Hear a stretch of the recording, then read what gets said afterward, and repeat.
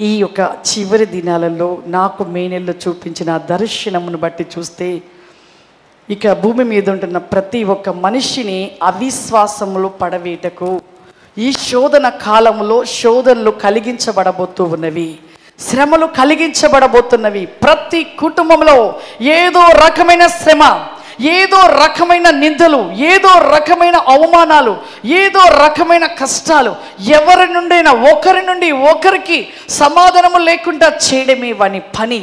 కానీ నీవు ఇప్పుడే ఈ సమయంలో మనం ఎలా ఉండాలంటే ఆ విధముగా వచ్చినప్పుడు మనము స్థిరముగా విశ్వాసంలో త్రొట్టిల్లకుండా చివరి శ్వాస వరకు నీవు దేవుని చేతిని పట్టుకొని ఉండాలి.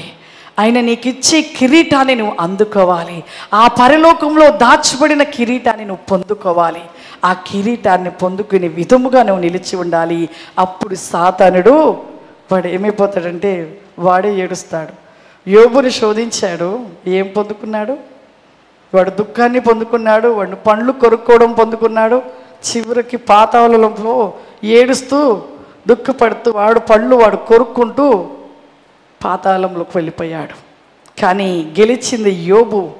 దేవుడు అద్భుతమైన ఆశీర్వాదాన్ని ఇచ్చాడు, గొప్పగా దీవించాడు.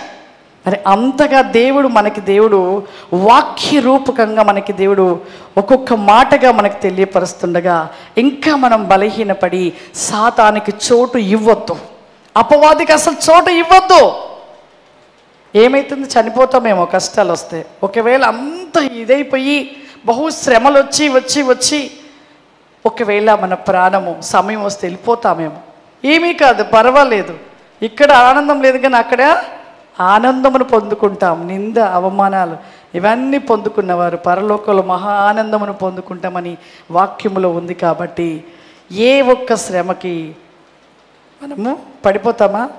పడిపోం. చాలామంది ఇప్పుడు ఉన్న వాళ్ళు ఎలా ఉన్నారంటే చిన్న శ్రమ తట్టుకోలేక ఎంత ఆవేశంలో పరిగెడుతూ ఏదో సూసైడ్ చేసుకోవడం, ఏదో ఒకటి చేసుకోవడం, ఏదో కోపం, ఆవేశం, ఇవన్నీ అపవాది లక్షణాలు. ఆత్మ కలిగి ఉన్నప్పుడు మనం జాగ్రత్తగా ఉండి వాటిని మనలోనికి రానివ్వద్దు. అస్సలు కూడా బలహీనపడద్దు ప్రియులారా. బహు జాగ్రత్తను కలిగి ఎన్ని వచ్చినా విశ్వాసములో త్రొట్టిల్లక, కృంగిపోక, బలహీనపడక, దేవా నీ చిత్తం ఎలా ఉంటే అలా జరిగించమని అలా ప్రార్థన చేసుకున్నట్లయితే దేవుడు ఖచ్చితంగా మన జీవితంలో అద్భుత కార్యాలు జరిగిస్తాడు. దేవుడు దీవిస్తాడు, ఆశీర్వదిస్తాడు. పరలోకములో మన ఫలము ఏమవుతుంది? ఏమవుతుంది? అధికమవుతుంది. అక్కడ కాటు కోసమో మీరు ప్రయాసపడండి. ఇక్కడ ఏమున్నాయి ఎన్ని పోయేటి.